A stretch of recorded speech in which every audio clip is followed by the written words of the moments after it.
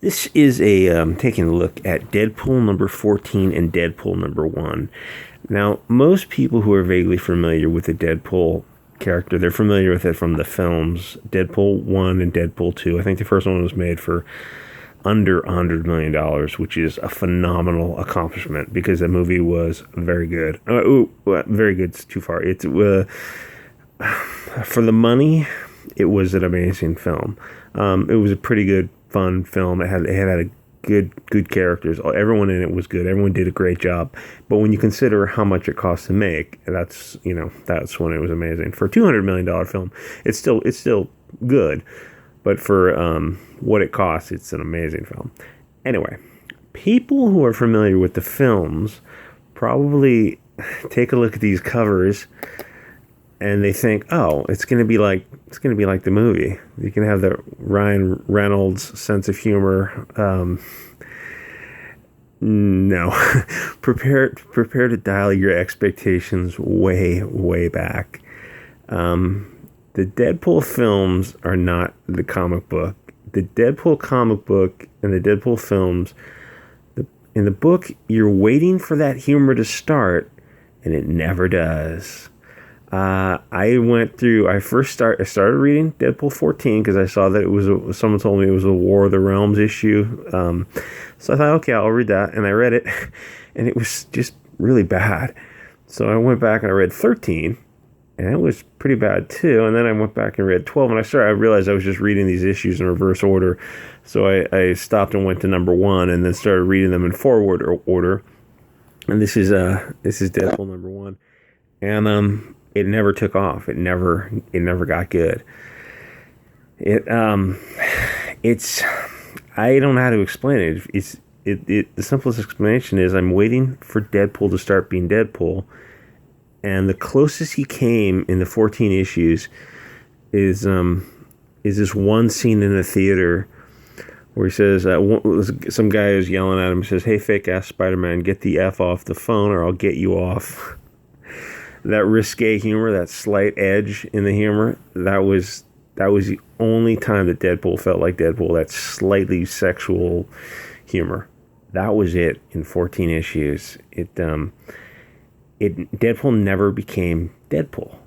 Deadpool's supposed to be not politically correct. But in 2018, when this comic got rebooted, that not being politically correct is something that Marvel can't do. It's completely beyond them.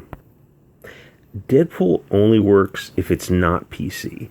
When you make Deadpool PC, it's like the reader is always waiting for a punchline that never lands. Deadpool is funny because he isn't PC. Once you get away from that non-PC humor, what are you left with? You're left with Deadpool wearing stuffed animals as underwear. It's a little bit later on. That's it.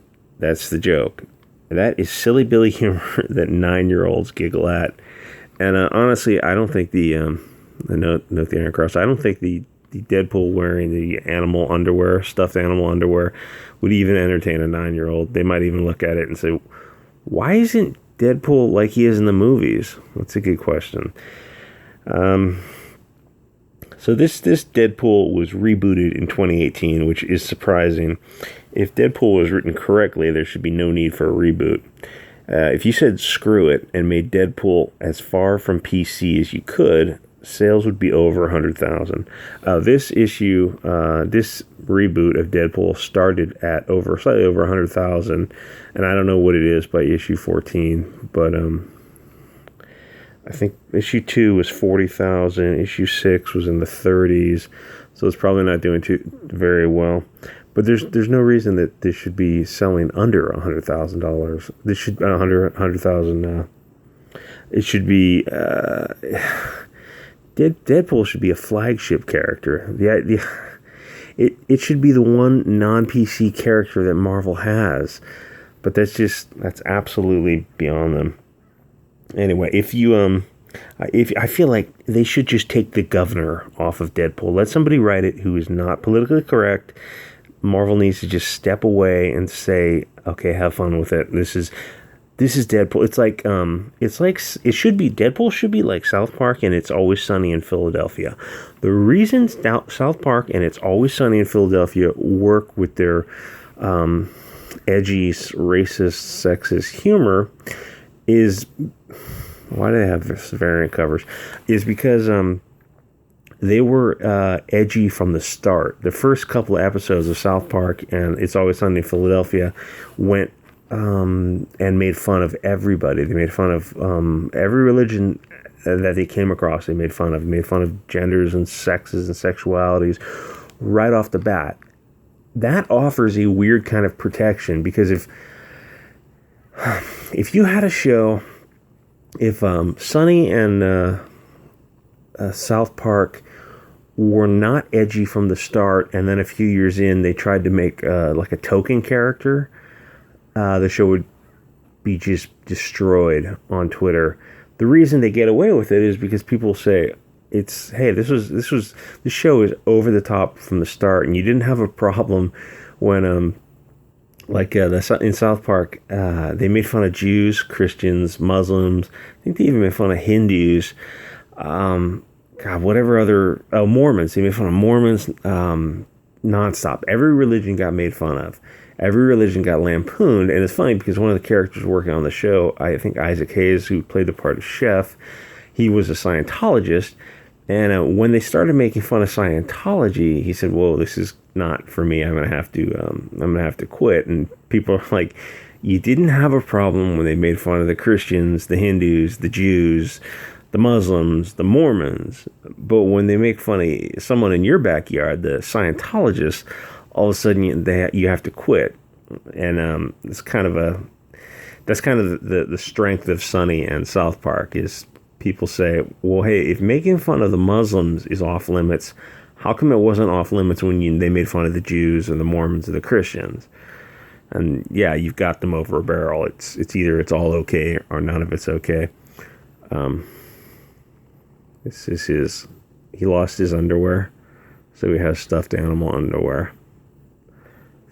Stuffed undies, and they carry that joke on way too long. It's notice the stuffed animal. Look, that's a unicorn. That's not even a 9-year-old, I think, would take a look at that and say probably this joke should have been like one panel, or not even mentioned. It should have been just a shot of him wearing the stuffed animals. Here's the thing about a lot of modern comedy is they believe in gilding the lily. They pour it on with such a heavy hand. They don't. I don't know if I know on American audiences, the average American IQ has gone down because of so much immigration, and you're dealing with people with different languages, a language barrier. So humor now in American films, partially because it also has to go, it has to be global, it has to go to China, it's a huge market, but you're also dealing with, even within America, you're dealing with people who don't speak the language that well. The humor has to be so heavy-handed and dumbed down that there's no subtlety left. Like I remember in the 80s and the 90s, English, especially English humor, would have subtle humor, subtle, light jokes.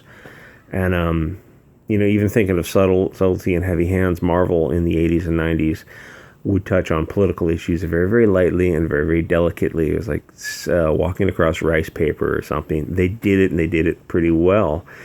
Nowadays, things, I guess it's because people are stupid that they can't be subtle anymore. That's a lost art.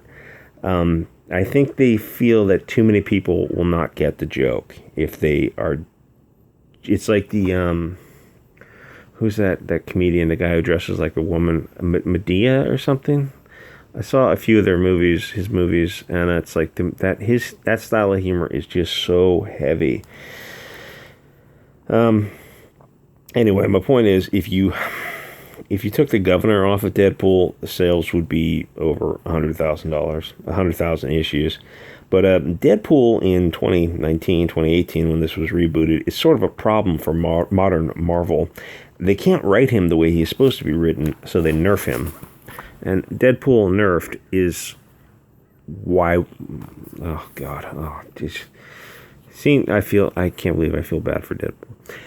Deadpool is pseudo politically incorrect. The only slightly edgy joke was about getting jerked off by a fellow moviegoer. That's it.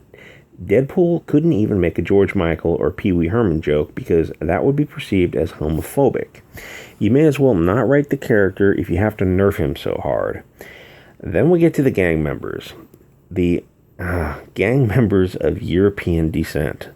The blonde or redheaded gang members of European descent, i.e., they are probably German, am I right? Then the gang leader. Back to the gang members who are, of course, watching a romantic comedy or something. Because that's what motorcycle gang members do. They go in full dress to go watch romantic comedies. And please note, blonde or red hair, gray hair, blonde or red hair gang members. That's the gang leader. Yeah. The gang leader comes walking in with an iron cross. Yeah, they are supposed to be German, or at least make you think that they are supporters of the socialist group that I can't talk about on YouTube. Anyway, my point is that 95% of gangs are not of European descent. About half the gangs in America are African American. The other half, Latin American. The few remaining percent are European American. So why don't they just use an African or Latin gang? Because the 12 Twitter psychos would lose their minds. American gangs are mostly black or brown, not white. And definitely not white motorcycle gangs. This isn't the 70s, or maybe the 50s. I don't know, with Clint Eastwood. That was in the 70s.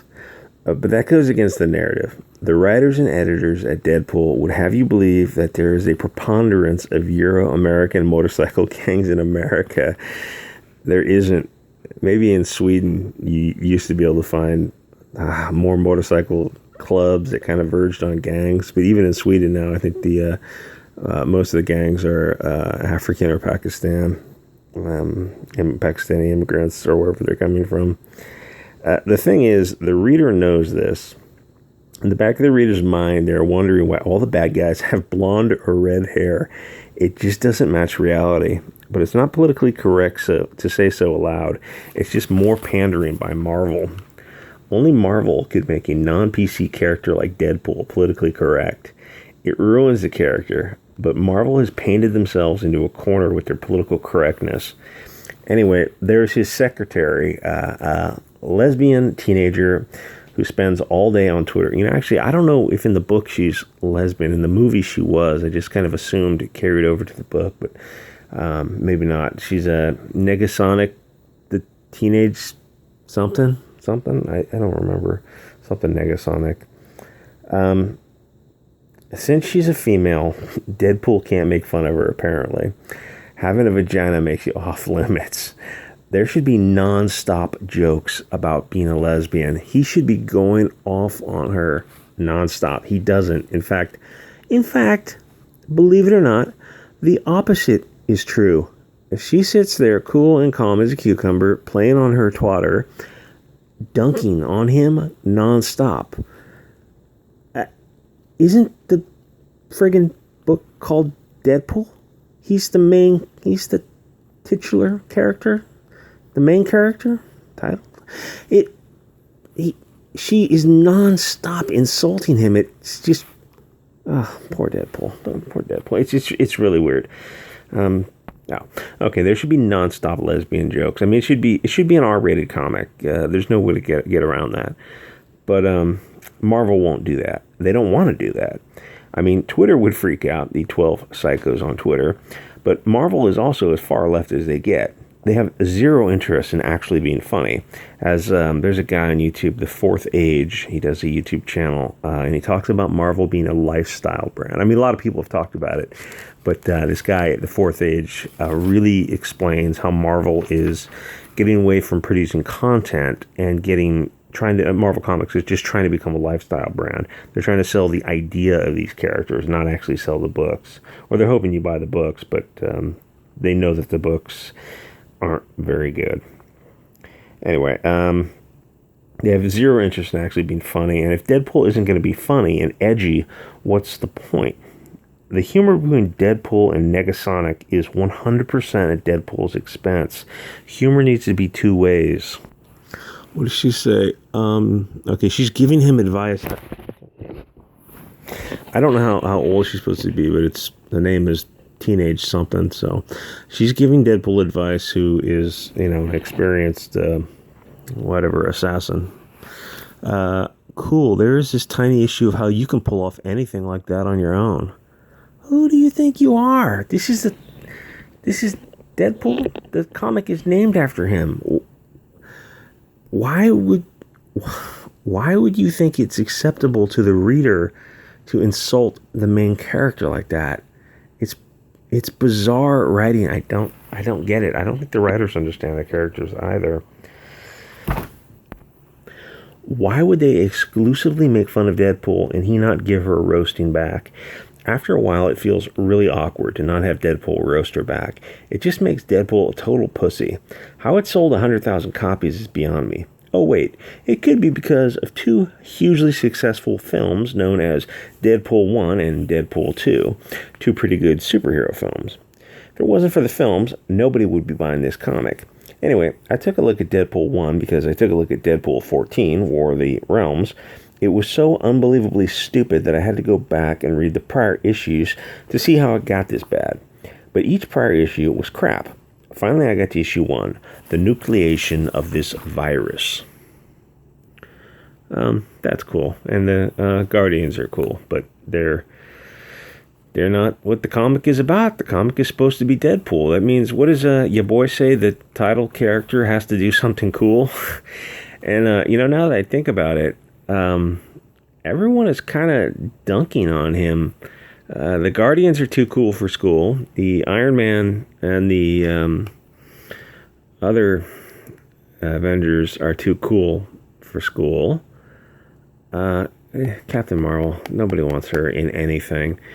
The only one who's not cool in this is Deadpool with his stupid underwear.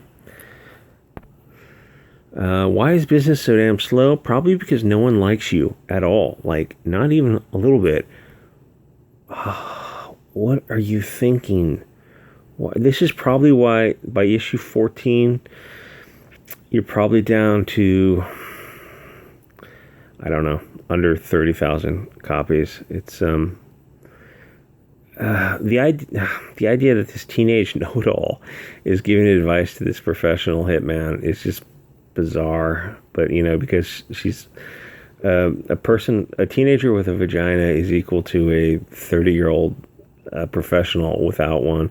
This is War of the Realms number 14. And as soon as you see this, the opening panels, I thought it said Australia. What the fudge are these people doing in Australia? Okay, what are you trying to sell here? Okay, we get it. They're Muslims because you have her in a hijab in every other panel.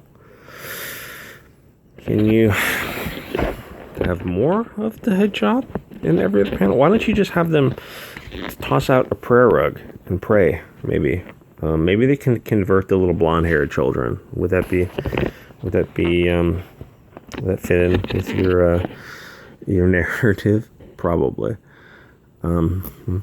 Get it. I'm not sure why they're together, but whatever. And then you have the roll eye apocalypse. I agree, sweetie. No sweeties while on duty, hubby. The red-haired guy and the African woman are married because that happens so often. It's actually pretty rare. But oddly enough, this combination of relationship, I believe it's the most stable marriage when you have a African and a European married together, African woman and a European man married together. Probably because they figured we have to really, really be in love to deal with all all the crap we might get. So by the time they marry, they are like totally committed to each other. Okay, we get it. We get it. I don't know what you're exactly trying to say. This is Australia. Australia is apparently Islamic now. Anyway, this is just stupid. Blonde-haired, red-haired people doing stupid things because Western Europeans are just, they're known for being stupid. This is so dumb. This is just, it's kind of subtle racism like this that you don't, though I do like the Hobbit village. I'm sure Star Wars girl would enjoy living in a home like that.